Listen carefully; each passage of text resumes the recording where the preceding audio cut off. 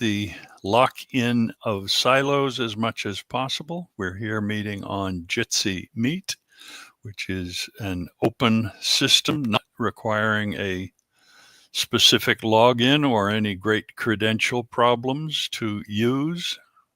We're not on a secure hidden channel, so that anyone who wanted to join NatickFOSS here on Jitsi Meet could do so. And we wouldn't necessarily mind, as long as they were kind and good people, willing to talk honestly about their own computer use and not imposing on others. We don't like to think about imposing our views. We like to attract people to our use of Linux and free open source software. Welcome all. The problem with... you're a little too silent, Bill. A little too more. You need more volume. The problem with insecure meeting names, if you publicize them on a widely archived and searched mailing list, which ours isn't, Blues might be, Boston Promongers was, is you get trolls and spammers dropping in just to be annoying. Which is why I had to shift to secure URLs for Boston Promongers. But we're not widely known here. Blue could run into trouble with their insecure one, but they haven't yet. Lucky them. Yes. Carry on, sir. Thank you. Thank you. Okay, I'm going to share my screen, or my window actually, for the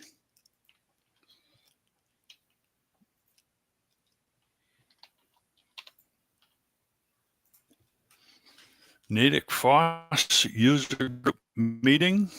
I hope everybody is seeing the agenda.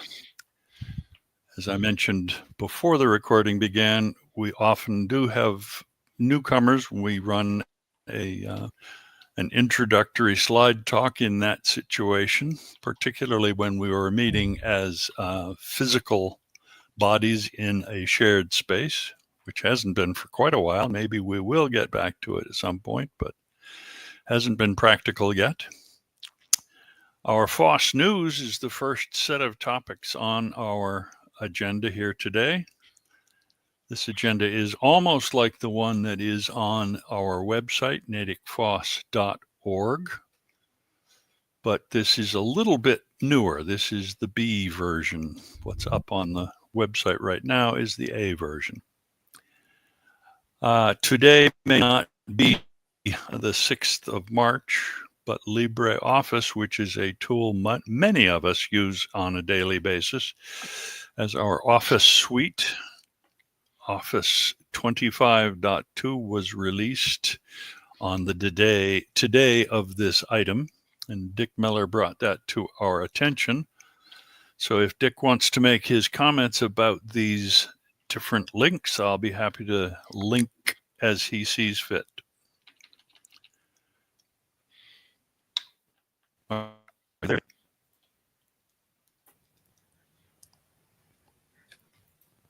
Hi, Algot and all. I think most of what I want to mention is I think that it's quite good. We've been working with a client who deals mostly with Microsoft users, and we've been finding that her habit of adding Microsoft-friendly attachments to it is not a best choice for most instances. It just complicates the creation end where you are. So that's an interesting little point we've been finding out in this last week. The couple of hard points we've known in the past for your using LibreOffice in Linux mode throughout and having Word, Zoom users, etc., see everything and such no longer seems to be a problem. Don't try to tune it for non-Linux. Try to if they can just pick up your Linux usage of it, for instance, in a presentation. I think that's all I have to say. It's just newer and more, and a few things promised for the next release as well. I would add that in general, the formatting commands work either way, but that sometimes, for instance, the large document where the line wraps will be slightly different in the two, even if you have no extra formatting. It has something to do with the fonts, and not sure what else. Maybe a different font got substituted. We don't know. Okay. Anyway, that's about it. It's good, and there's a newer version. Go for it. Were you going to All talk right. about alternative 2? Oh, shall I hit all of these on the line? All got? Yes, Okay, can you hear us? I can. It's a bit choppy, but I don't know why. Did you Anyway, Did you want us to comment on all of these links on that line? not necessarily, but they were part of your list of choices to talk about. Alternative 2 is the one that has an well, attractive why set don't I of quickly mention choices that? for I people. can come back and elaborate if there's interest. Alternative 2 Okay. is an online target. You've got the link there. And alternative 2, you just type in what you want. For instance, Microsoft Office, and you'll find LibreOffice in the list, things like that. And you can tune it so you want to know Linux alternatives too. Things of that sort. It's a very nice cross-reference for what program you might use for free, whether it's a little better or a little worse. You'll find comments and indicators from users and who's ever writing the main article.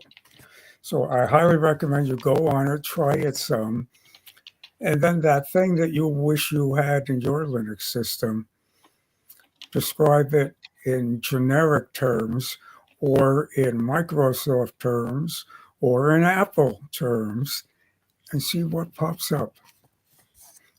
I'm done with it for now. If we want to see a demo later, we can. Document Foundation blog. Again, a very nice place to ask a question or two and get a good answer or two, and often find the manual for something that can't be found.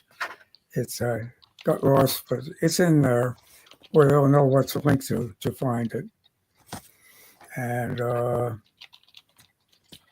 LibreOffice documentation, you can get lots of flavors of it by going to those alternatives as well. So that's that list. Algot, I had a few other items I can pass or I can introduce for next month, or we can do them. I just want to mention them quickly in case they're a good fit. One is Kazam, which is a way you can make a recording of your screen, for instance, of this meeting, without going beyond your screen to do it. You do it locally. There's a lot of places that is useful. You can use this for screenshots, but you already have lots of good tools for that. You could do it to automatically take a screenshot every 20 seconds or something like that. But a full stream to video, this is a way to do it from your end without needing permission from the other end. A very useful tool.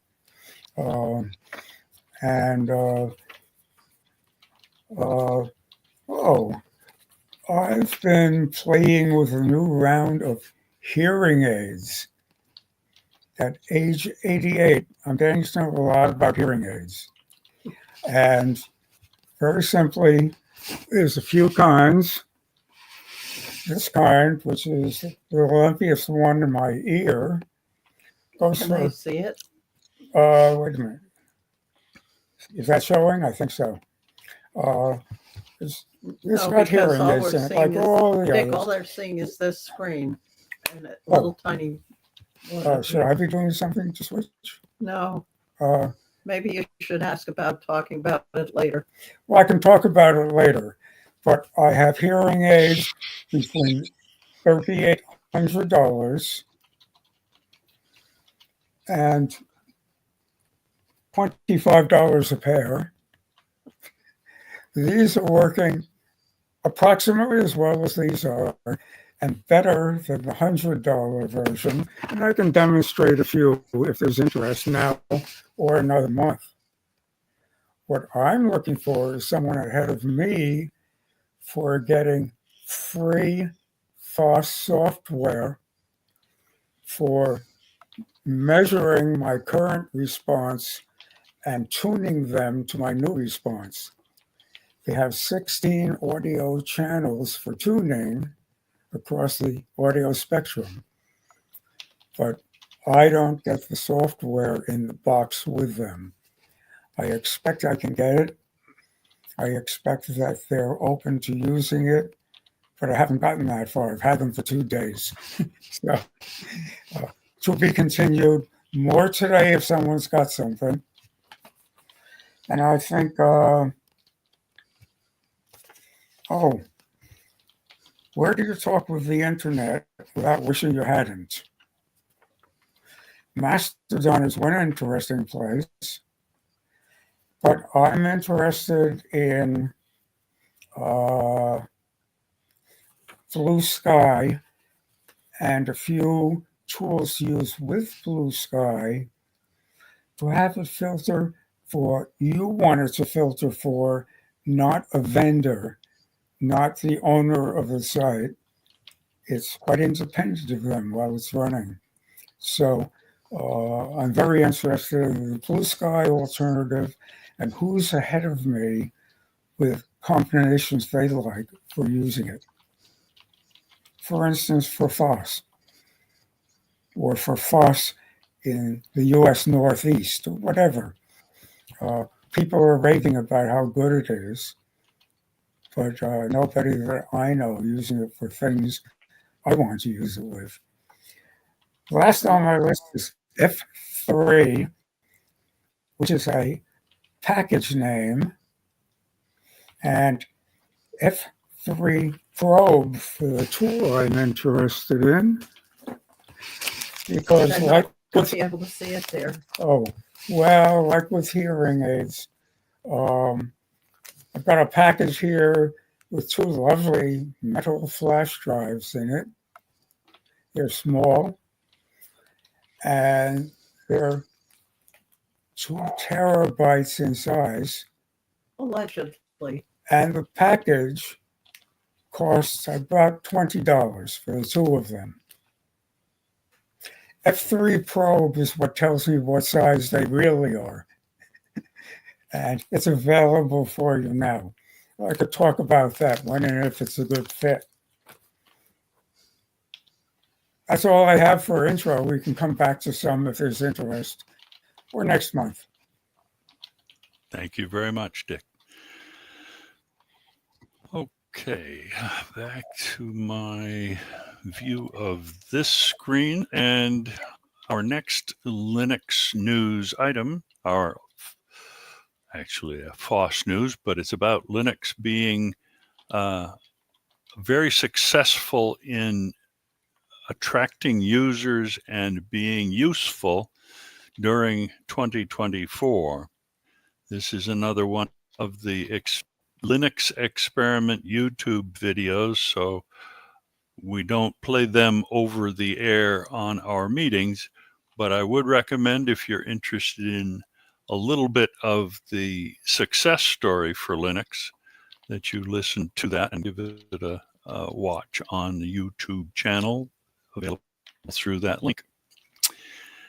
We also found that there is an open source software journal that's an academic journal, which is a little different from a lot of the sites on the internet, which are personal reactions and very good information often about how someone solved a problem.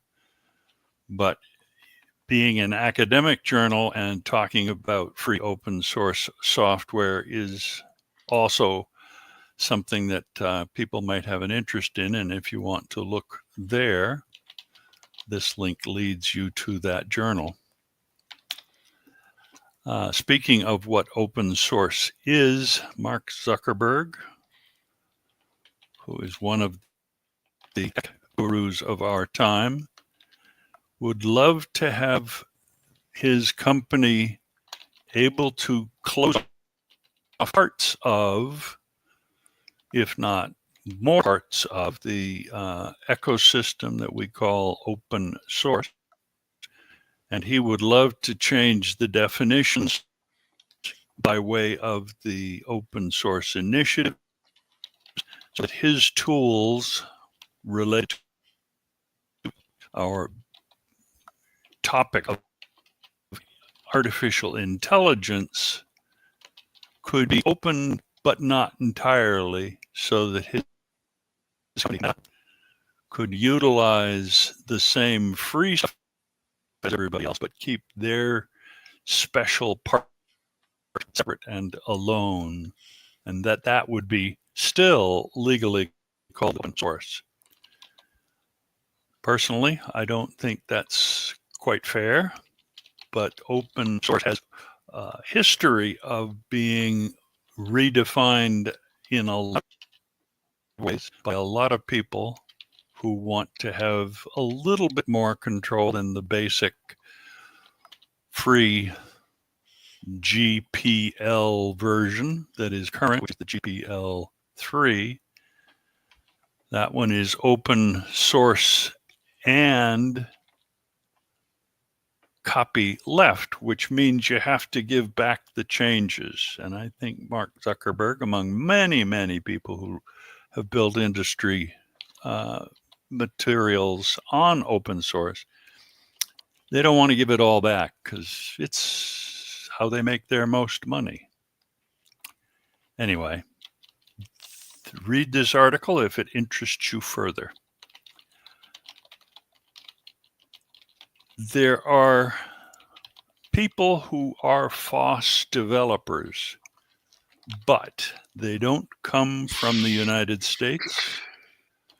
They don't come from a country that the United States, for the minute, is interested in liking.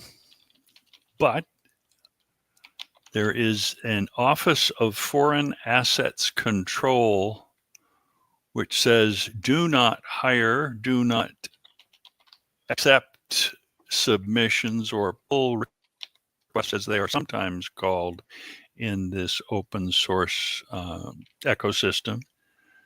Don't accept those from Russia. Don't accept those from a list of other countries that are mentioned here. Avoid letting anybody who is an indirect contribution, because theoretically they're doing nasty stuff by default. And that came to roost in the kernel, and some Russian contributors were asked not to do contributions anymore because of that to the Linux kernel. I don't know.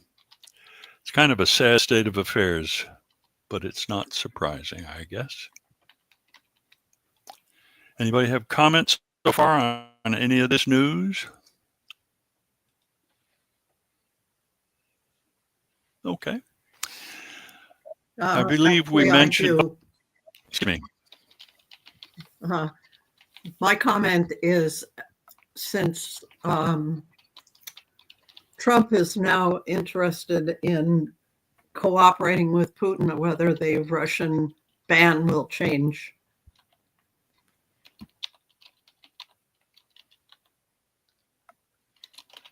I don't have an answer, but I won't be surprised if things change either. I do have an answer.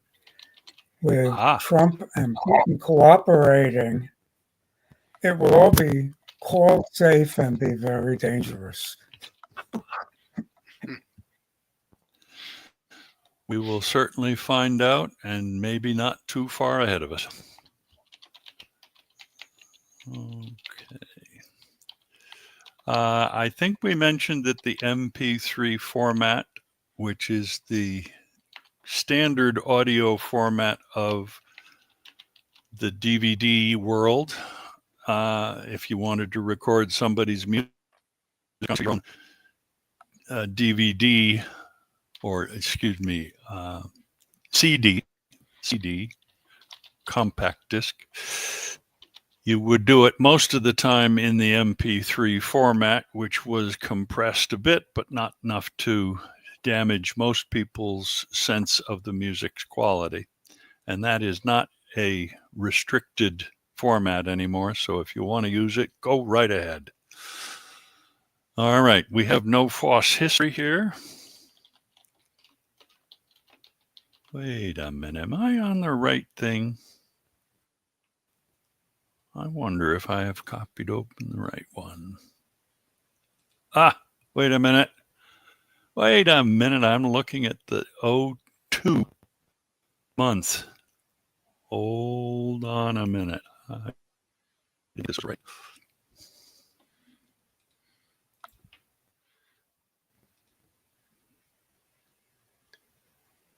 In all fairness, we did have some carryover items. Yes, that's often the case. Where am I? I want to open this with Firefox. Is everybody seeing a different agenda now? Okay. It Well, begins that's the one I've been looking at. FSF. Yeah, it's the one you should have been looking at. It's the one we should have started with. That all seemed awfully familiar for a minute there, and I'm very apologetic that I made that mistake. Last month's meeting was on the 6th, along with this month's meeting on the 6th, and I paid attention to that instead of what I was supposed to. The 6th of the 3rd month is where we are. Okay, in March, the Free Software Foundation, the supporting group behind the GPL, General Public License, of our open source software copyleft licensing, turns 40. And because they no longer have a specified office space, during March, they're auctioning off a lot of the memorabilia that would clutter an office they don't have. And that includes a lot of interesting things. So if that is of interest to anybody, make sure you get connected with their offering. It will be, here we go. March 17th, 21st. And then there will be a live auction from the 23rd p.m. to 5 p.m. So if that is of interest to anybody in our group and you want to have memorabilia, free as in freedom, picture of the original drawing of the GNU, that would be something to own. I bet that's not going to go for $1.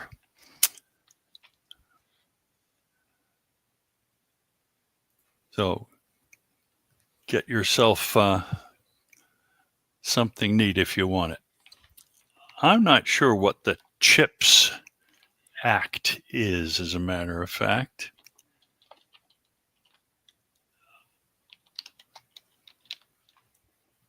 There is a part of the U.S. government called the NIST. And if all those people get canned, along with people who were canned for the USAID group, chips will go out.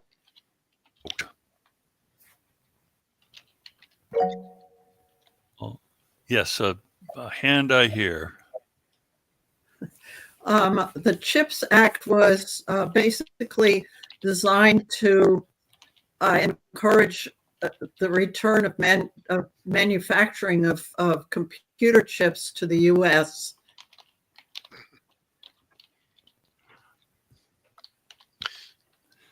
Thank you, Jill. So if there's nobody to work on it at the federal level, will it happen? Who knows? Who knows? Need guidance from somebody, and asking questions of the right people is part of the job of doing anything in a business. If you don't get from agency, you can build your own chips any old way you want, with flaws and back doors and side doors. Who knows? I don't know. But the CHIPS Act is in jeopardy, apparently. We have one person who has a sight issue,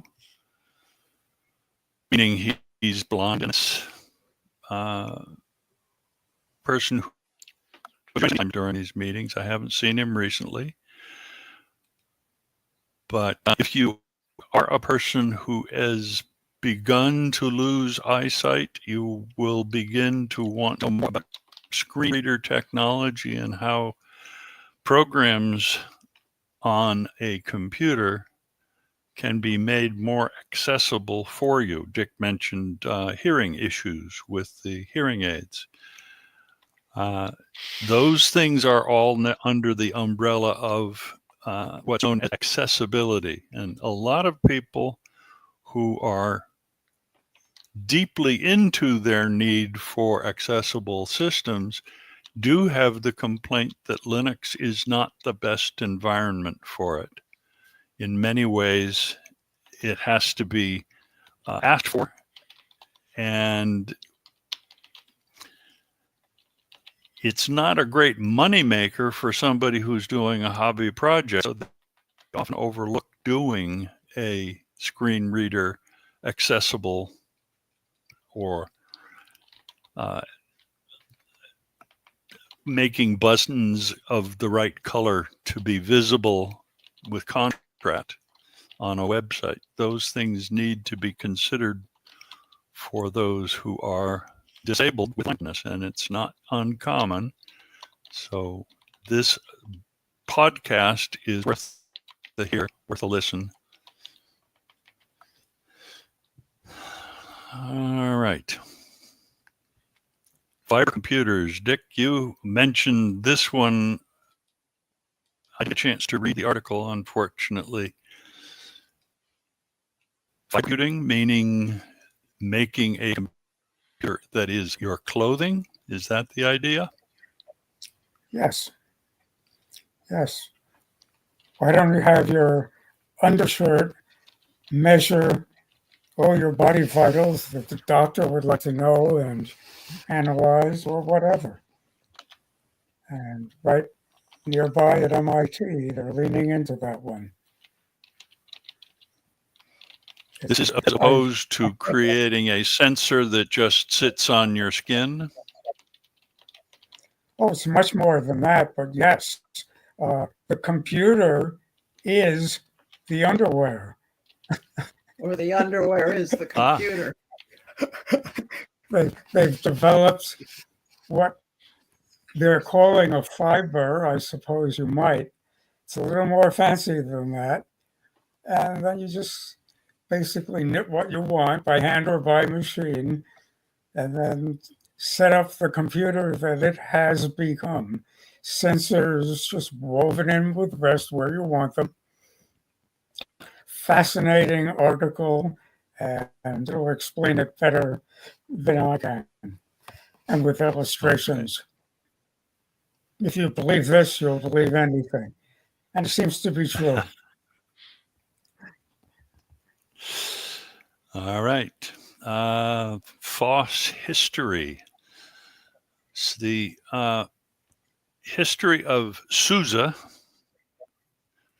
is in a series of blog posts, I suppose you might say, from a blog called Abort, Retry, and Fail.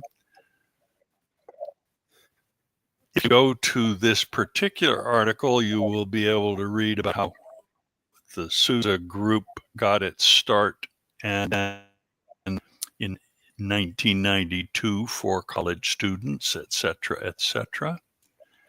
But what is that this is just his article about SUSE. Really? If you want to go further with his articles, use the trick of going into the menu, the and just take yourself back to the abortretry.fail domain, listing of all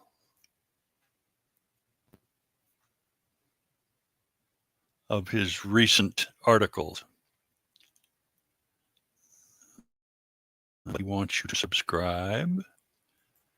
If you say, nah, I hate history, he doesn't force you to get an email from him. It's just a request in case you are interested. You can bypass it and get to the articles that he has written.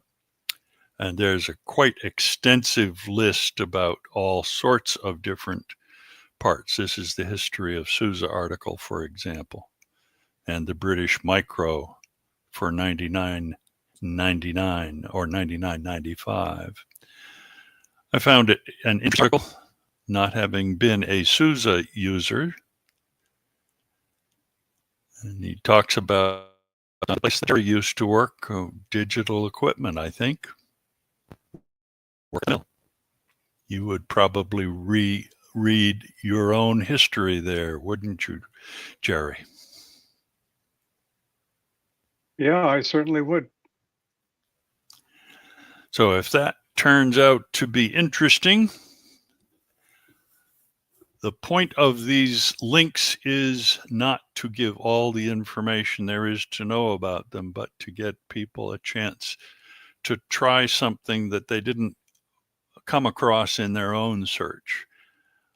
We put this agenda together over a month's time, and sometimes it's very short, and other times it gets out of hand. This one seems like it's kind of out of hand already. We're only on the second set of topics. I found this next article a fascinating discussion of something I do not understand at all, but it still fascinated me. Hash tables sound like something that makes connections between two different pieces of information by way of a pointer versus topic versus information that you pair with it. And it turned out that doing searches within hash tables has been considered a very limiting factor in getting quick work done. There was a conjecture of some sort, meaning some scientists back in the day said, well, I don't think it's possible to do any search faster than by this method. An undergrad student decided to look into it and has wiped out that 40-year-old conjecture about how hard it is to use hash tables. As I said, I don't understand a lot about them, but those with the interest to pursue That is will interesting. enjoy reading this article. Quanta. Yeah. Okay, that's actually a vaguely reputable modern semi-popular semi-academic journal. There you go. So Andrew Krapivin is the guy who did this new science experiment on his own time in his undergraduate years, and said, "Oh, this? What if you do that?" And figured out a new method for speeding hash table access. It's like back when I was studying the doing of sorting was comparing bubble sort with other sort methods, and there was a significant difference in speed the longer your list of sortable items was. Bubble sort got increasingly slow. To make A, B, C, D, E in order took longer and longer before, as your list of items got longer. And as I recall at the time, the one we compared against was called shell sort, which chunked the long list into smaller lists and bypassed the whole question of how long the whole list was, thus by subdivision, making it a lot easier to get the job done. So when I had to sort things, I always resorted in basic to doing shell sorts instead of bubble sorts. The Unix And sort that's all was, sorts of information. yeah, the Unix sort was a quick sort, which was another algorithm. There. Yep. And I'm sure that the best of those algorithms are in use today, and maybe somebody's working on coming up with an even better one. Certainly fast hardware makes a big difference these days. We were talking about very, very slow hardware in the old days. Old days, I say, as if I had been around for the very beginnings, which I wasn't. But even the late 70s and early 80s, when I got started in this business, we enjoyed using BASIC, which was one of the very first open source concept languages designed for teaching. So it had flaws that got a lot of people angry, but it helped me to get this business. I was very pleased about it. Speaking of old information, curl, C-U-R-L, is a a component library that allows programs to use the web using URLs, the Universal Resource Locator that defines all the items that can be found on the web. And this guy who wrote curl started with a very, very, very simple version of it back when, and his history of his own work started back in 1990 something. 97, he got a note. He had a certain piece of code for version 0.2 of HTTP GET, which at the time, what curl was called, was only 110 lines of code at the time.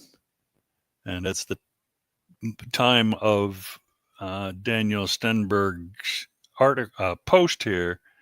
Current version is 174,854 lines of code. 28 years of history that he has updated for himself, and that's quite an interesting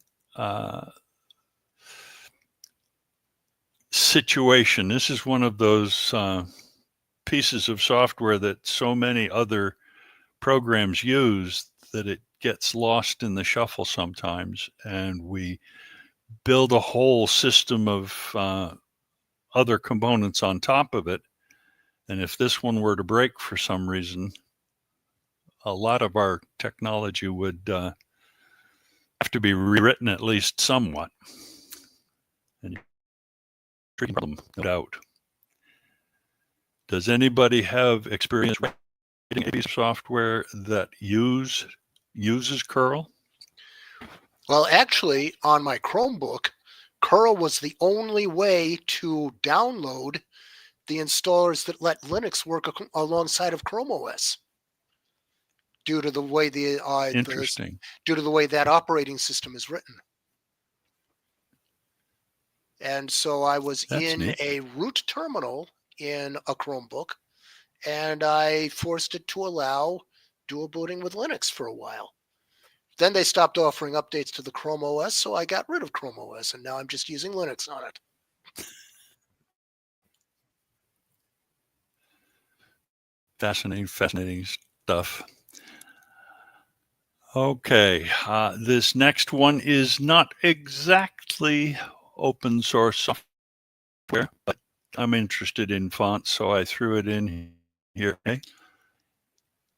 This guy is a font, not guru, a groupie, if you say. He writes here about his attempt to trace a font that he has seen over and over and over and over all around, but that in Manhattan it is nearly ubiquitous, though it's ugly to most font people's eyes. The Gorton font was originally designed for being carved into nameplates and other such items by a stylus controlled by a machine. So it had to be fairly simple so that the spinning stylus could route out a letter form that could be easily used thereafter. And you will see this font if you have an old keyboard somewhere stashed in your cellar. If you have an old typewriter, you will undoubtedly see it on keys. And it is found on nameplates and in all sorts of equipment that's showing its age.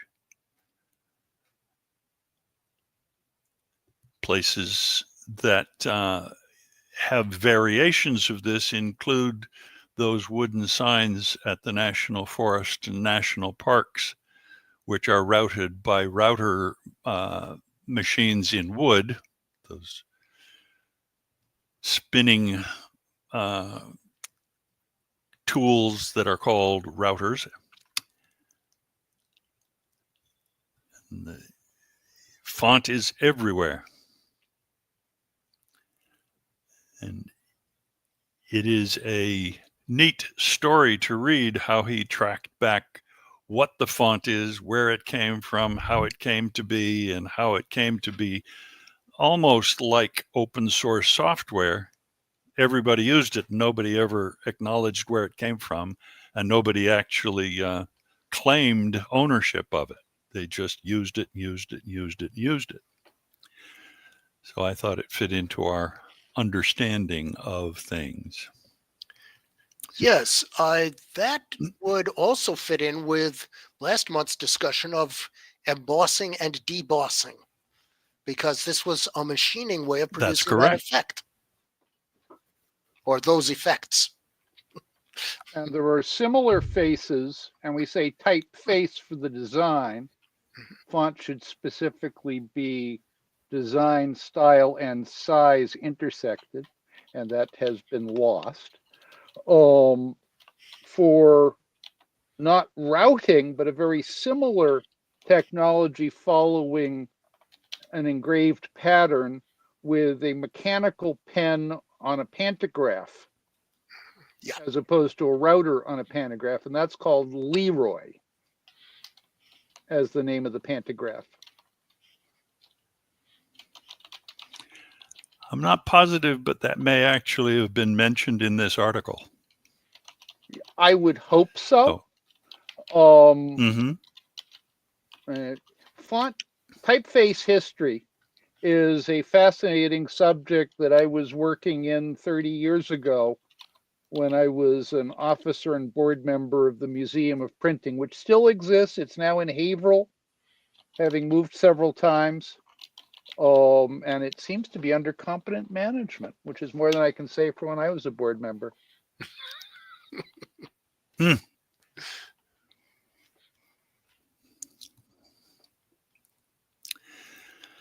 Okay. Now, the next one is a demo of Photox 2470, recovering a very dark image and then turning it into a jigsaw puzzle, which was actually 2 months ago, and we brought it forward. And I hope it gets ready finally to do that for us this month. We are about to find out. Let me unshare then. Yes. So you're going to want to share your screen right. after he unshares. I'll let you fiddle that part while I try to remember where I hit it. I think I know. Let me see. Start screen sharing.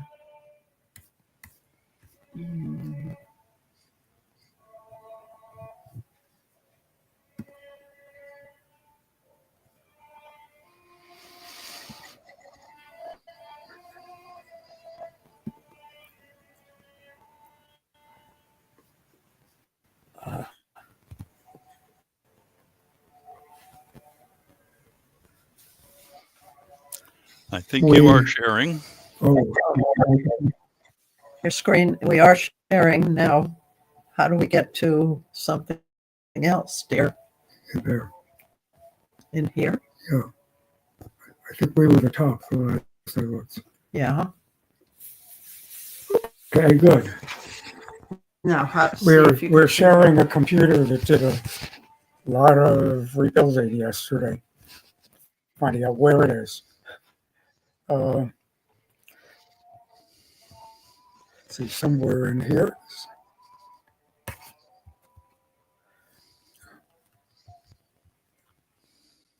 If it open and shut.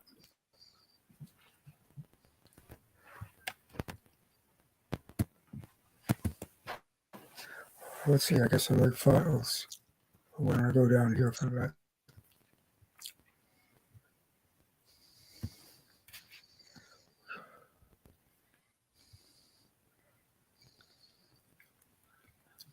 NatickFOSS is down at the bottom. Right, the other one. Is it in here? No? I should be seeing it according to my calculations.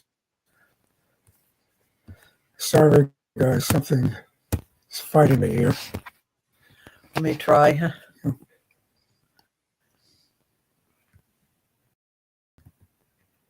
Good. Well, that was blocking it. Okay. And files. There we go. Let me go hunt. Okay. I presume you are seeing a bunch of file folders and such. Yes. Let's see. Good.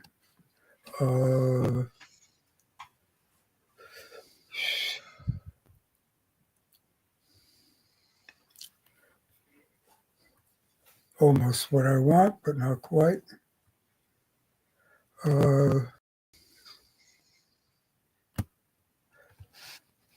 I have extra volumes hiding in extra places. But you just want to go to user data? Yes. Like here. This is a small laptop with 3 terabytes of storage, and I just switched to 2 of the 3. The operating system is over on the first part, many of them. You want to go to pictures? I'm going hunting for, let's see, Pictures, My- right?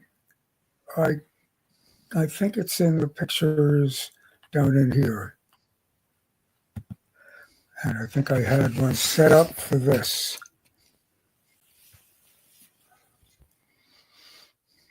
And I might be right.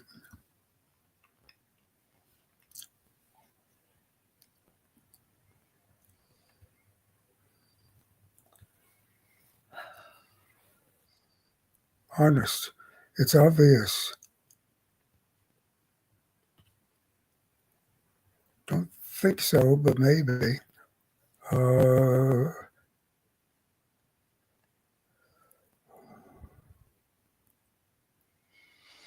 was just sitting ready for use. We're so off balance today, I apologize. Possibly.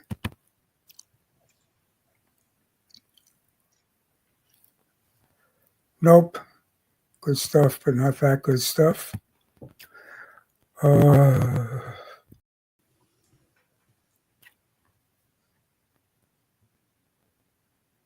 Nothing. I don't think I've left it in.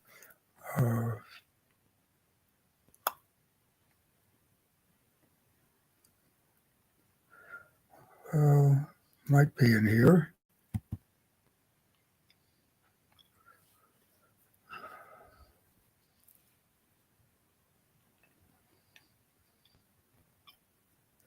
Might not. Maybe you want to continue looking Why don't- for it. And Why don't I look for it while other people do things? I'll let you Okay. know when I come. stop Sorry. sharing. What? Stop sharing. Oh.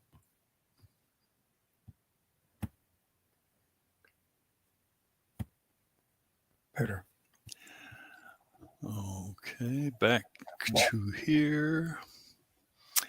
And that means GNOME software is the next item on the business for hot software. What does Jerry think about GNOME eventually dropping RPM support in favor of only Flatpaks? I'm not happy about it. I don't like Flatpak or that other.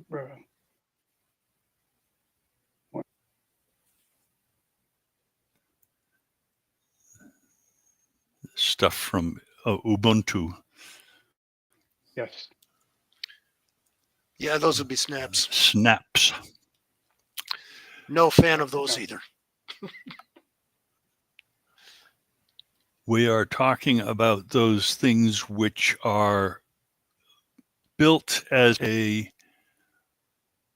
more sort of portable format, not dependent on having the libraries on your system updated to just exactly the right level. Flatpak and snaps are for those people who want a quick and easy program install as opposed to maintaining their system in an updated, current, successful state by using the traditional file management, the package management, not file management, of the RPM system or the Yum system or the Deb system with packages that are updated on the timing of their developers. And sometimes a new piece of software will come out that depends on a very new version of a library that hasn't been officially released. And when that kind of situation happens, it's hard for those users who use the packaging systems as their main access to programs to even try out that new program, because it won't work with the old library version that is missing the necessary pieces for this new software. So I think people who are eager and examining their systems and running them, certainly, Bob, I get that sense from your use of computers that you are examining every single piece of your system on a regular basis. So you would want flat pack versions. You'd like to be sure that you could find the right version of the libraries and get it to install to support what you want to do. Is that correct? Well, here's where I found Flatpak to be an advantage. There are programs which use various media, various stacks like the graphics stack, the audio stack, that are subsystems within that include kernel enablement. When Photox came out with the 25.0 version, which was early this year, I found that it could not be installed on Linux Mint Debian Edition, and there was no way to upgrade GTK to the point where it would work with this program. So the program will not work with the older version of various dependencies, and the dependencies reach all the way back into the kernel. That's a problem with some deb and RPM packages. They require updated components that cannot be updated in some operating systems. Whereas Flatpaks, and Snap isn't like this, but Flatpak may carry with it most of what it needs in order to run. And it should be able to run fairly independently, like the portable apps that we use in other operating systems. That would be more likely to succeed with a program like Photox than the way it is currently structured. So there are pros and there are cons to Flatpak. But if you try to share data between different apps that are Flatpak or Snap, or between Snap or Flatpak versions, say of Firefox or Thunderbird, and your main user data locations, you may find you have a few roadblocks there to overcome. I know Jill Miller has found this with the Snap version of, I believe it was Thunderbird.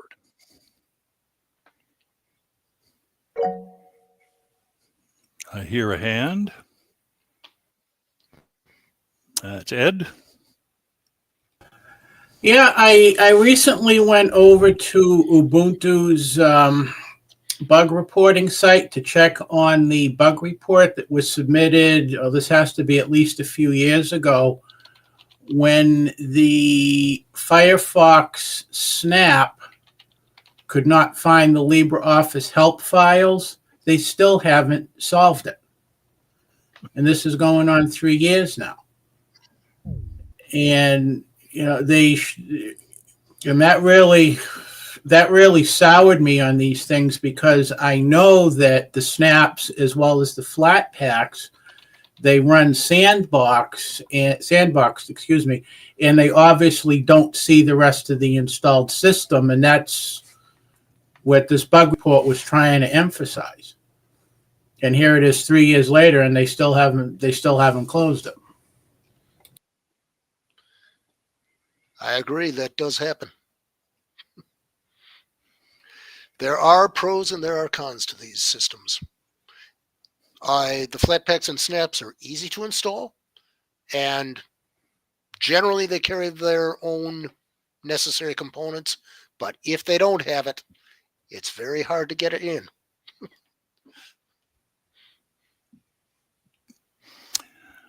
Okay. We're going to skip over the fake storage drives because of Dick's current effort to prepare for that earlier demo, and we'll talk about hardware beyond his tools and adapters for the moment. Servers are tricky items, as we have efficiently recognized for our own shift from one data center to another. Things that can happen to a why is my okay, yeah, that's what that happened to us about a month ago, a little less than a month ago. For our web pages were inaccessible along with those of the BLU because somebody unhooked a server. And you don't want servers to shut themselves down by pulling the plug, because a whole bunch of information is in RAM that will not get saved in its proper spots onto a hard disk or an other storage that's long-term secure storage if you just pull the plug. You should always shut down your computer, even your laptop or desktop, by saying, please shut down and save this and close that and store the other bits and pieces. And if you have a UPS that can cover you, usually only for half an hour or to an hour, but an uninterruptible power supply will sooner or later run its battery dry. And if you have an extended outage without a generator backup in your facility, you'd like to be able to have the UPS warn you that it's running out of material. And it turns out that you can set up a warning system if you're a system manager in one of these places, by setting up a tool called the UPS Tools software, and can run it on a Raspberry Pi. So it's not going to cost you an arm and a leg to set up a server for doing this simple one-purpose job.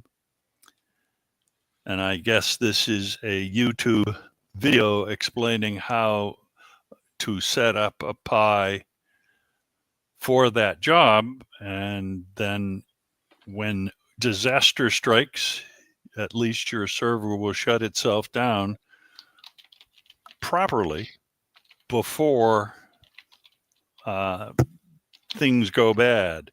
Now, of course, if the facility gets flooded, it probably won't matter that your server was shut down, and the disaster will still be a disaster. And that's the point of backups. I hear a hand.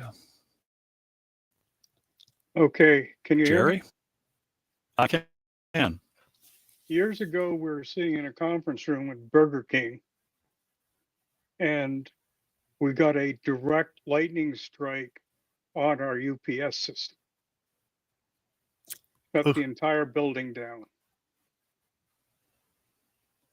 Scared the hell out of us because we were on the third floor, right across from the UPS, and of course we got a good picture of that.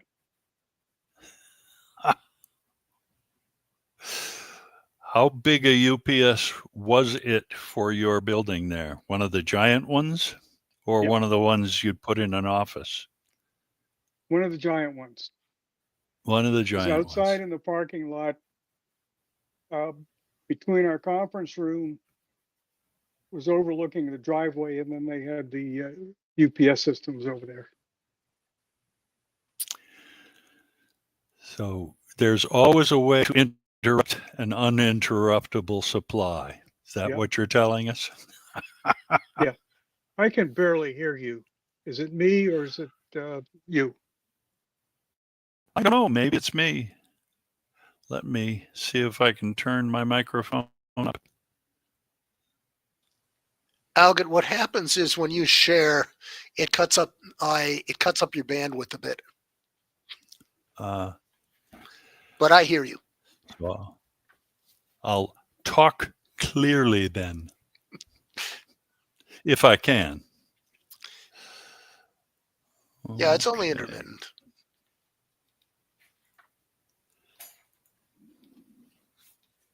There we go. Similar cool hardware is the astronomy related Pi Finder.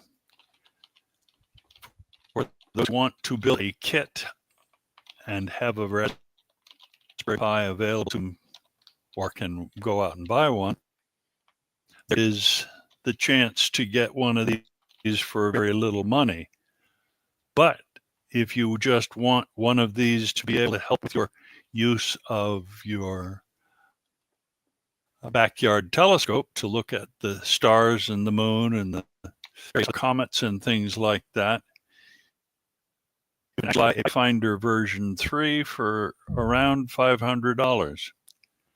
So that's kind of a nice opportunity.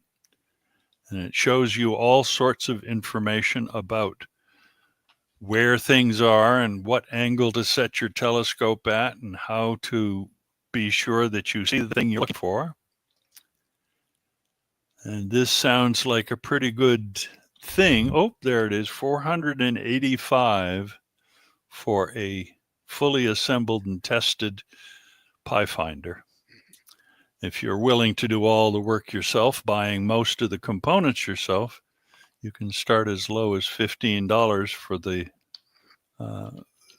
bill of materials and probably the card that you install all the other components on. So if you are interested in astronomy and you had not heard of this, it's certainly a lot of power in a very small unit. Do we have any astronomers or astronomer wannabes in our group? Back when Nature Company was going out of business at the mall, I got a very nice price on a go-to scope that I've never used. If I'd built it myself, I might have been more invested in it. That can happen, that's for sure. Okay, hot internet.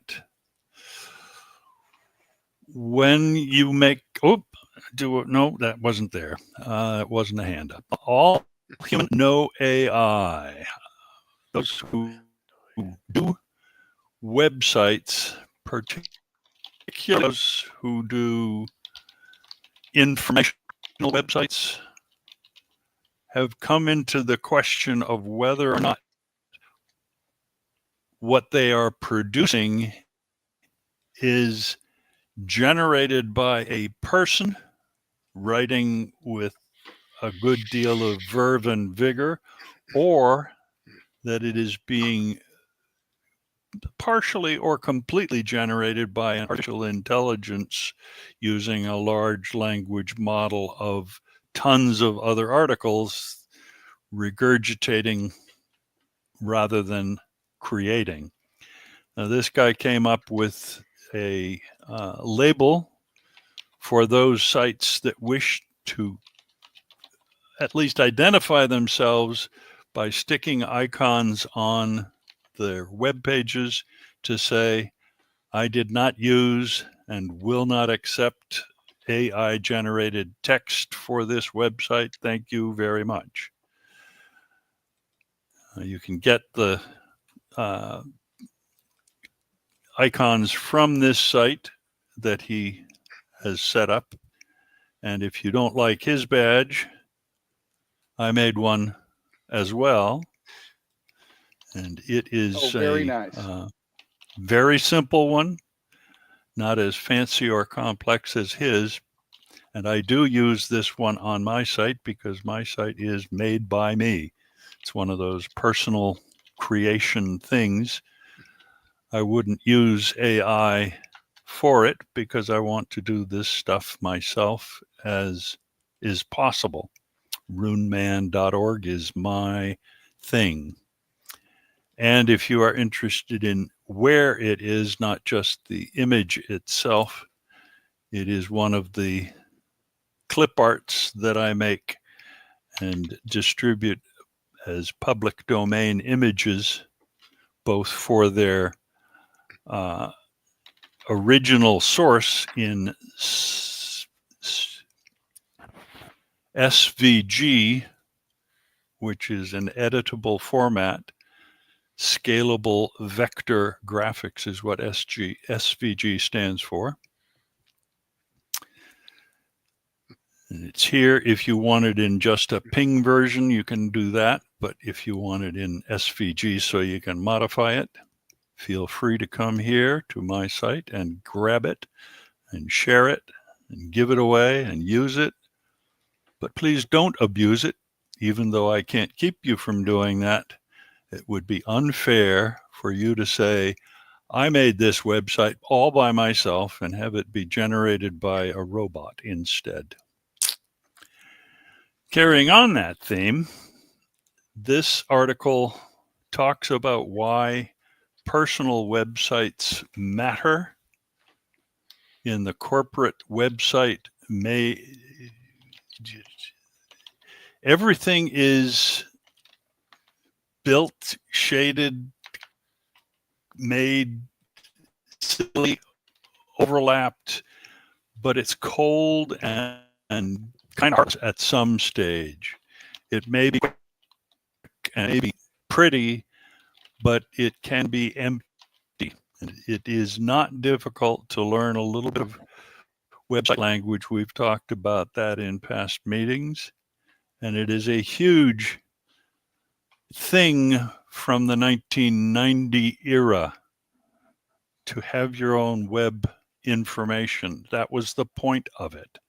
HTML was designed for people to share what they knew with each other. And a personal website makes that possible.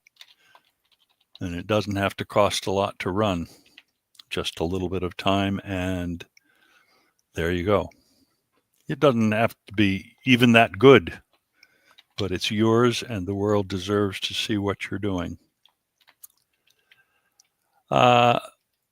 This is an interesting effort. The WikiTalk is for those who like Wikipedia and can be used to just read a random article one after another. If you have an hour to spend, you don't want to be doing it on TikTok for watching some of these videos. You can go and research the encyclopedia that is Wikipedia, and it will give you one random article to read, and then another random article to read, another random article to read, which means it's not algorithmic. It's not guiding you in a particular direction, and it may not be your cup of tea to be jumped around rather than following down the rabbit hole. It's an interesting effort. I remember back when Wikipedia was a new thing and every teacher I knew was questioning whether it was as good as the Britannica or World Book or any of the others. Almost nobody I know uses those other sites because they're too darn expensive. It's amazing how Wikipedia has garnered attention over the years. It's not perfect, but it's a really intriguing concept that has kind of to its guns on what it always wanted. Or that's the way I see it anyway. Is anyone here a proponent or an opponent of using Wikipedia? Well, Wikipedia and similar, like easy to register, easy to edit graffiti sites should be used as an index to find the authoritative data in their footnotes, and not as the main oracle of truth. Wikipedia is particularly good, mostly on most pages, about dealing with defacements and falsehoods inserted and reverting them, because there are enough Wikimedian editors. But there are corners of it where bad information lasts for decades, literally. So you do have to check the references. Similar sites with smaller communities, even more so, you have to drill through. I'm sure Jill already knows that the genealogy sites that are easy to register for, you have to drill through, and trust but verify is the best you can say for them. And some of the graffiti sites don't even rise to that. But their source linkages can be very helpful. One might recall from when they were in high school that it was a constant reminder from the essay teachers that you should not use only the encyclopedia for your references, that you should always go for original sources when it was possible and use the encyclopedia of any brand as your starting point. So that remains true with these graffiti sites, as you call them. And even more so, the graffiti site, you should probably drill through to the Britannica article as well as to the scholarly publications. But to just get a simple fact check, is it right? Checking to see if Wikipedia has it, and just make sure it's not an edit from last night, and it's because the person that posted the meme on Facebook may very well have graffitied Wikipedia to support their meme. Only if they're one of the brighter trolls, but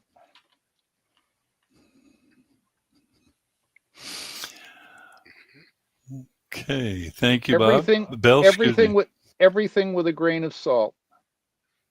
Don't be but so not too much.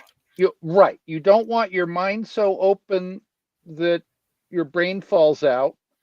But you don't want to be so distrusting of everything that you're a conspiracy weirdo wacko that discards fluoride and the measles vaccine and the polio vaccine because you heard it on a podcast that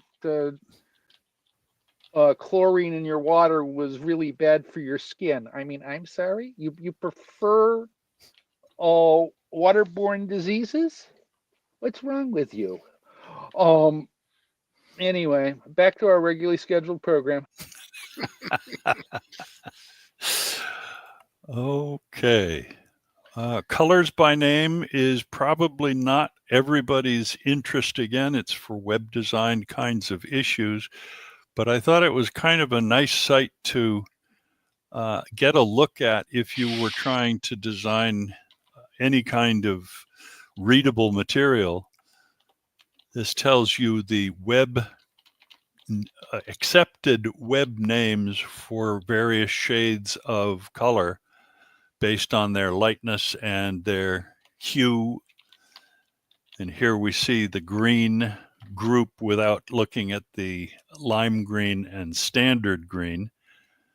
But these are a quick way to get colors that you might want to use in combination. If you're looking for some gentle greens, or with the slider, get over into the aquamarine and turquoise area, or down into the routine greens. Very easy way to look at this color rainbow and get somewhere from it. These colors don't match the HTML or RGB or CMYK version. That's not the purpose of this. The purpose of this is to show you the names that are available if you want to use them in your design on a web page particularly. But it's kind of a nice little tool. Yeah, that looks a lot like what you would find if you're choosing a color of paint or if you're describing a print job to a professional printer. Absolutely. Absolutely. Though, as I say, you're dealing with different color spaces, and this one is the names used by the current web browser cluster, Firefox, Chromium, Chrome, and so on, have agreed on these names to represent certain colors out of the, I don't know how many there are now, 56,000 different colors that are available in web use. It used to be only 127 or so that you could safely use on all browsers, but that went away a long time ago. But if you want to make a lime green, you can do that by calling your color patch lime green. Yes, and it is very much like those paint swatch things you see at one of the paint companies. This is a thing that was, for me, it doesn't belong here. The fit inline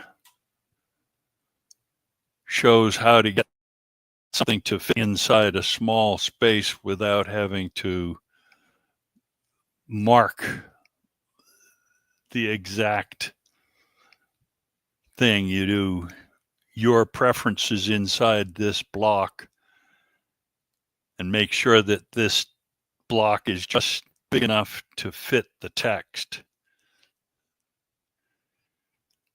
You don't have to say exactly how many pixels wide this preferences is. You simply say, based on the text and other parts inside here, fit to that content for your width. And that's a nice thing for those who make images. I have used it a couple of times to have found that reference. Okay. Haven't heard back from Dick yet on his Photox demo, so I would put this one off as well for another month, or if that happens. Now, one of the people that I follow on a regular basis is this fellow Chris Ferdinandi. He's a website developer who uses the JavaScript capabilities at their highest points, but he's not a proponent of using things like React, which is a giant library of condensed JavaScript that allows interactivity without the developer knowing how the interactivity worked. He is showing on a regular basis, daily and weekly and monthly, he produces material. He believes that there is an appropriate anarchy of the web, not tearing things down, but that everybody shouldn't use the same exact set of tools, because if you all use the same set of tools to make the web, it all looks the same. No matter what you do, there's a feel underlying your site. And those people who go and make a WordPress, for example, for their blog, sometimes think, I'm making a unique web page, but they're using a template and all the underlying tools of WordPress.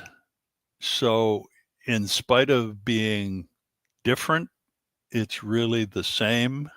And in some ways that's good for getting people to feel comfortable on the web. But otherwise, it's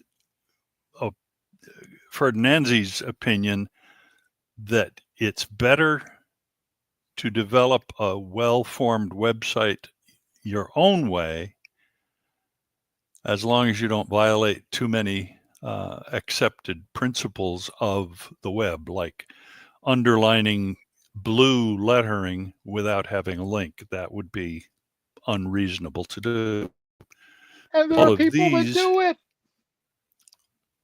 Hmm? There are people that in their anarchy violate the blue underline standard. Oh, of course. That's his point in this article, among other things. It's a good thing to do it your own way, definitely. But in the web, an underlined blue piece of text means it's a link, or should mean it's a link. And if you were to do one of these lists like the one you're seeing on your screen right now, without that information, without that, you make people crazy, because you can't click some blue underlined text. It doesn't follow the rules. Okay. And for the small web, this is a library template system. On the other side of the question, he is offering, Errol Balkan is offering a tool for making simple web pages without having to do much of the work yourself. And if you're interested in that sort of thing, I hope you'll read it. And we have much potential for the rest of this meeting. So we have a half an hour to get it done. I won't click through onto that for everybody. You can follow it up on your own. Now we get into the contentious areas of our current meeting. Mozilla has done some changes and maybe reverted them in the past few days. There's a huge controversy swirling around about what the terms of use are that Mozilla wrote up for its Firefox browser, leading many people, including some of our members, to jump to a derivative called LibreWolf rather than Firefox. And what happens in general when you change an open source project's license and how the repercussions flow from that. And Google rules are changing now to allow fingerprinting for targeted advertising, something that Do No Evil was an original Google statement. It no longer appears to be possible. And Commerce Department prohibits the sale and use of Russian Kaspersky antivirus software for U.S. customers. And all of these things, I think, are worthy of a general discussion here, and we'll look at any of these that need to be looked at. But how are you guys dealing with this question? I'm going to step aside here.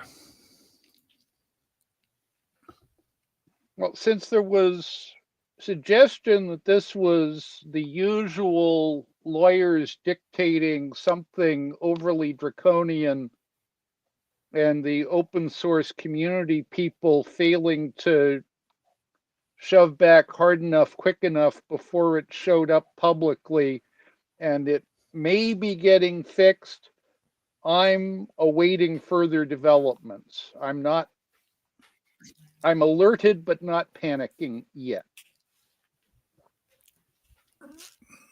I think it should be added that Mozilla did issue a response, and they did alter their language. Not a lot, but they did alter it a little. And Any other reaction? the other thing I would like to say is they were kind of pointing out that they do the same things that all other browsers do. And there may be some regions in which they needed to clarify this, like the EU.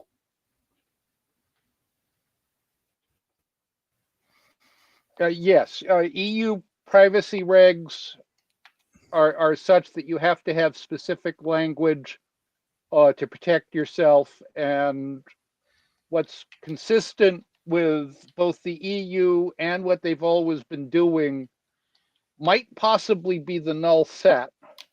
And so they have to tread very carefully, and their lawyers and their community managers need to work out something that covers all bases, and that could be difficult. So, stay tuned. But we have several times before panicked when people put in a warning to comply with California, Massachusetts, or European GDPR privacy requirements. And it sounded like, oh my God, they've turned evil. And no, they're just saying that the lawyers say we have to warn you that since you're using our website, somebody might see something sometime, because somebody might. We might get hacked. Yeah. We're not trying to save anything, but who knows?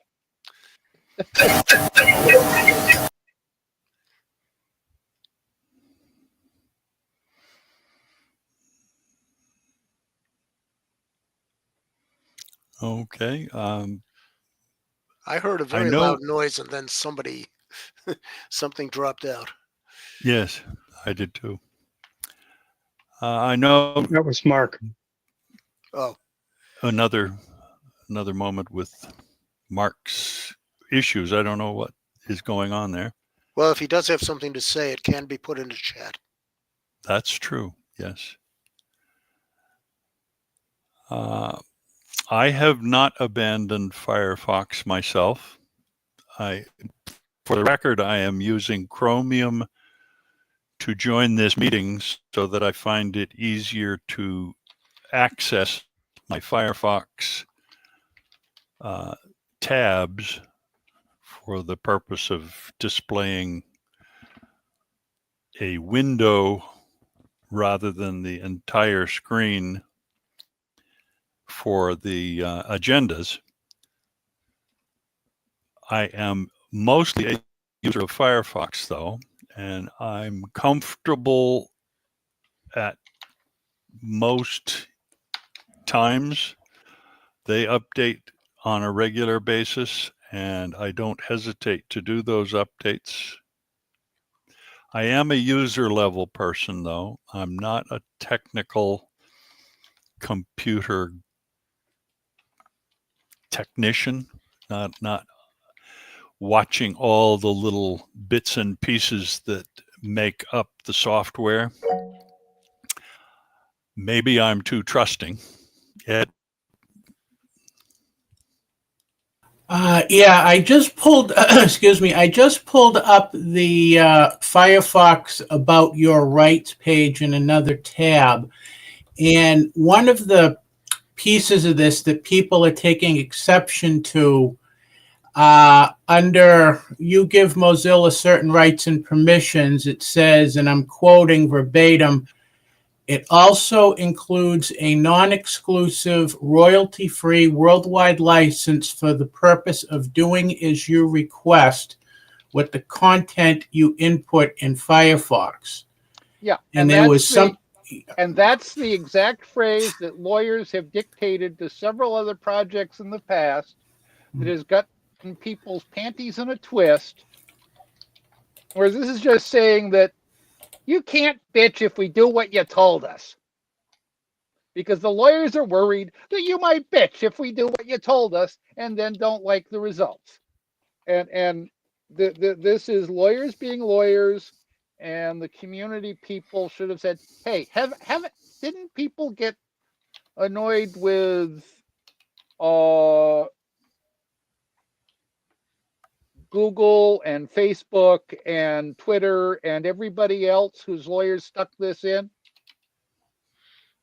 Since things are born copyright in the USA, even if you don't copyright it, you have copyright unless you specifically waive it. And if you upload something, have you implicitly given license to reproduce for the use you uploaded it?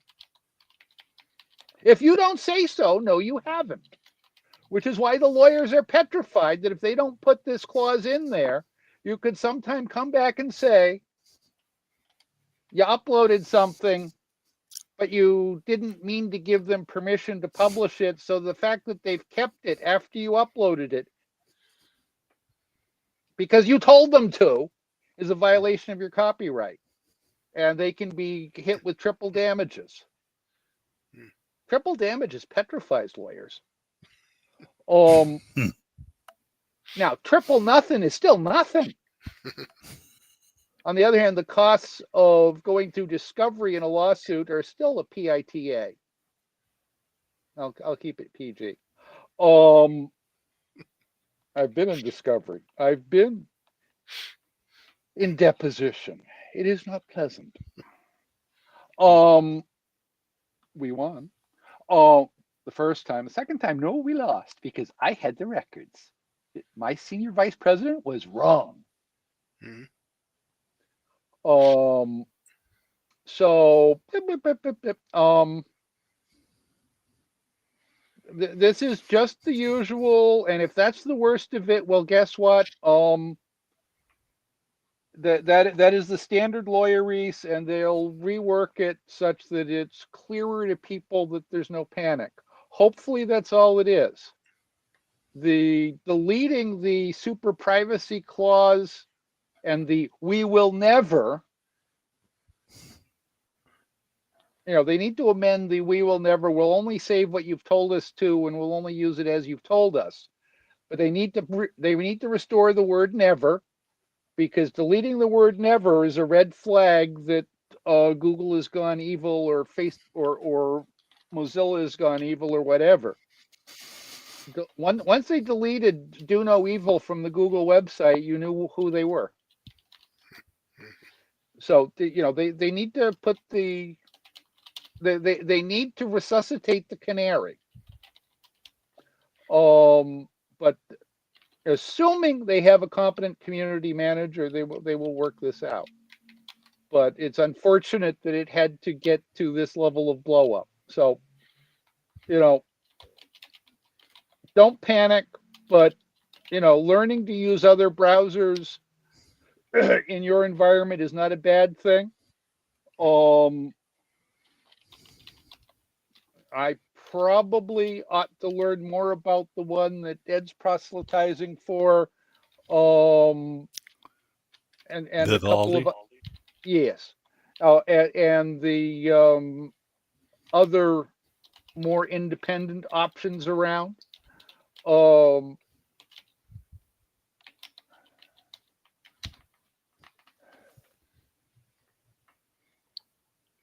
Yeah, I return my remaining minutes back to the chair.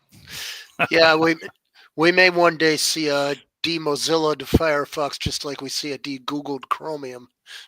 Isn't that what Libre Wolf is already? I believe so. And what's the underlying engine for Vivaldi? Chromium.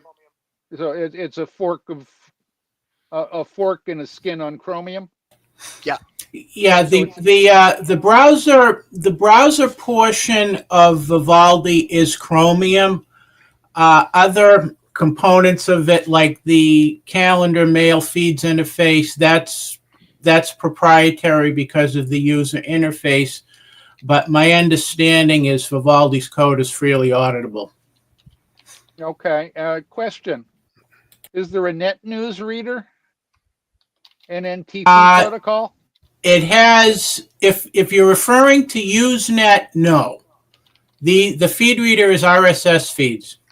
RSS feeds are very nice, but I would like to be able to hook up to an NNTP Usenet server because there are certain mailing lists that I do not want to receive in my mailbox, but I would like to know when they're being interesting and be able to respond to them in the old Usenet way. Okay. No, it's RSS feeds. Vivaldi doesn't have an NTP. Yeah, Firefox used to a long time ago.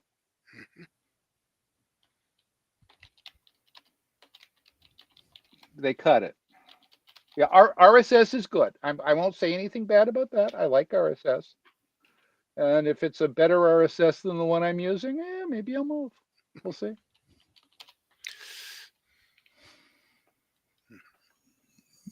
Okay, we had Dick working feverishly during the earlier parts of the meeting, and I guess they might be ready. Can you hear me? Yes. Good sign. I swear I had a setup of 3 or 4 images for that. I haven't found it today. I'll find it. But what I do have is a 2-in-1 that's pretty quick. And I mentioned that test for fake giant drives. And I fixed that up in Photox. So let me combine the two in something I do have files for. I've been through a couple of thousand files looking. And this, You aren't sharing. Oh. Shall I unshare uh, so that you Yes. can easily share? yes.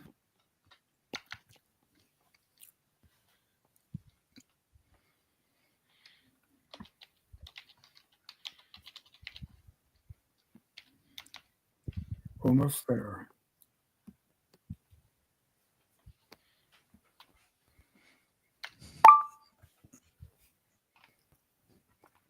Cool. Can I do it? Yeah. If you can get there. I think it's a matter of this. I may be wrong. There it is. Okay, can you see this?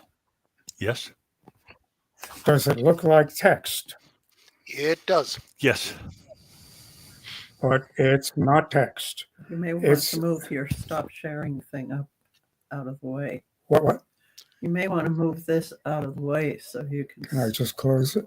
No. No, that No, won't- drag don't it. close it. Just drag it to the corner. But it adds verisimilitude. Just drag it off of what you don't want it on. Okay. Perfect. This looks like text, but in fact, it's a copy of the display. So it's pixels looking like text. And what it is, look up at the top line, right half. Left half is just my computer telling me which computer this is from. And in Linux Mint, F3 is a installable package. You go into a software manager and just ask for F3. And F3 is a package with a bunch of tools in it, one of which is F3 Probe. So now that I have it on my computer, I have attached one of those thumb drives, and it's sitting in position SDB, one of the slots I can push it into. And what I'm saying here is sudo run this as a super user do F3 probe on the drive that's in devices SDB. That's that questionable drive. And it says, here I go. I'm on version 8 of F3 probe, and the copyright is not version 8, but somehow it says 2010. It's pretty new, and that is not. But it's got a little starting information. It says could take a whopping 15 minutes, but it can take longer. Patient wasn't the word for it, but I will skip forward a little bit. he said. Should be going forward, is it? No, you can't because this is a screen print. I've got 3 slides. I'm looking at one of them. Oh, So all I'm trying to do is go to the next. And I There forgot. looks like an arrow in the right corner, halfway up the screen. no, No, I can slide a bar, but I want to go No, to the next slide. Oh, Dick. it looks like you're looking at your slideshow. no, the problem Button. is you've got, I'm excuse me, locked between. Is this it's this screen sharing thing. Now it should work. It should, good? but it didn't. Good. Oh, yes, yeah, it did. Okay. So simple, only a child can do it. So here's the original image, and there's a lot of stuff on it. I want to emphasize the key things. This is a good try, but it backfired totally. After discussing it with Mike Cornelison, we decided it's really interesting, but almost any optional different choice of fonts would be better. And we proceeded to this, which is a lot nicer. And what I'm saying about F3 probe is now obvious. It can take longer. Down next to the bottom, it took 2 damn hours to finish instead of seconds to 15 minutes.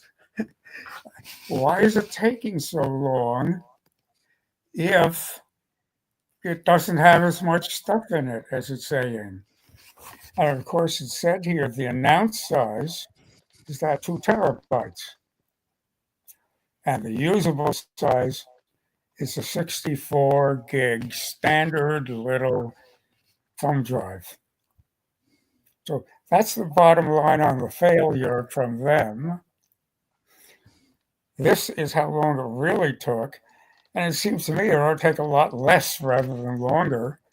Oh, because Until I realized it's checking every one of these imitation blocks to see if it is or not an imitation block. That's what took so long. So this is a very powerful tool. You can just turn it on and go have lunch, and or overnight or whatever. But one of the problems was just finding out if the drive is really the advertised size. So far, they're going to cost you a little more than $10. But the ones that we expect are the right price were 10 times that a few years back. So I've been waiting for when the right ones hit. And this is how I tell. They're returnable, not a big deal. on the other hand, you don't want to run it on something that has valuable data because it does destruct the data on it.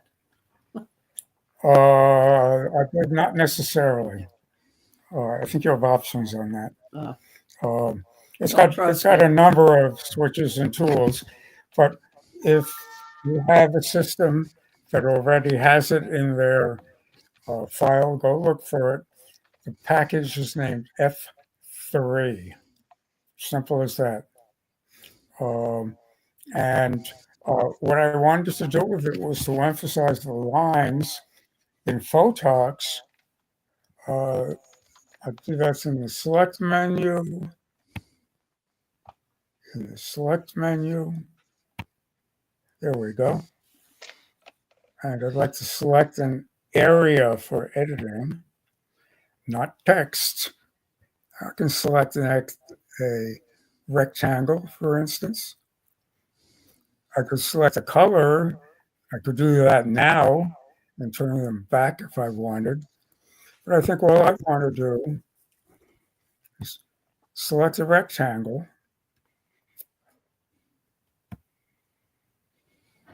And over here, for instance, I could select something like that. I'm seeing a fine red line around it, the rectangle. Why don't you change it to green over here? I'll change its color. Make it more visible for you. Oh, I'm locked in between There it is, Dick. It's Good, working. good. Can you read that better? Around it can take longer. There's a rectangle there now. And now I can play my Photox game so that it changes color, make it wider, give it an outline of a different color, add a shadow in an angle of my choice. 57 different varieties of retouching it. So I've given you a little look into the Photox and a little look into the F3, which I recommend you try on a suspect drive. And I think I'm going to stop and let you have it back. Yeah, I used F3 Pro myself, and I think it's an excellent product. Good. Thank you, Dick. Appreciate that. Oh, And finally. I think what we will do at this point is defer any other pieces we have on the agenda. Though, let me just point that the two games that were listed, one is an experimental hex value game where you try to use, not hex value, it's just a hexagon of values that you try to accumulate using operators like add, subtract, multiply, and divide. And it's just a lot of little fun. It doesn't take a lot of work, but it's not a finished product. It's in development at the moment.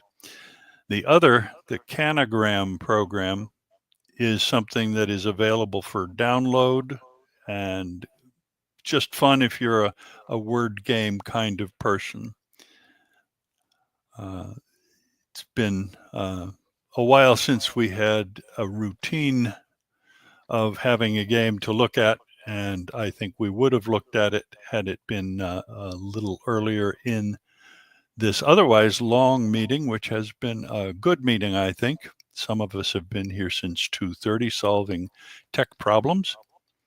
Anybody have any last minute things to mention? Is my mic working? Is my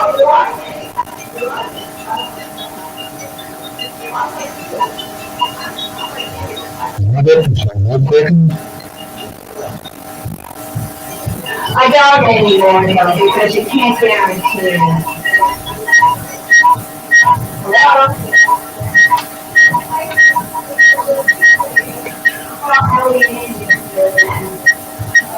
I got kicked, I'm sorry to say.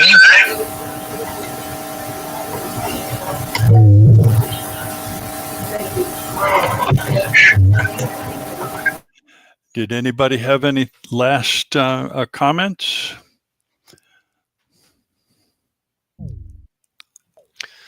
Thank you.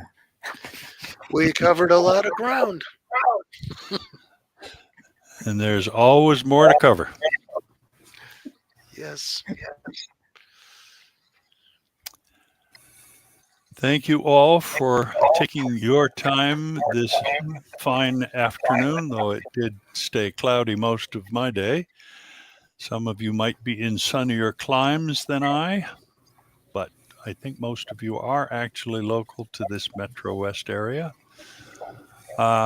Dennis, if you're still with us, do send the link so that I can update our webpage for the recorded version of this. And thank you all for bearing with all the technical issues that we had today and for offering solutions to several of our problems. They may not be all the world's problems, but there are problems to try to solve. See y'all next month.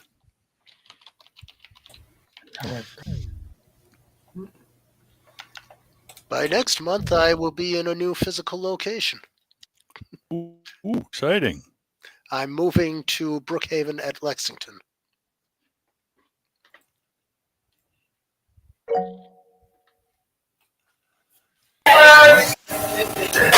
Can you hear me? Well, I More think we or finally less. got you. Very loud.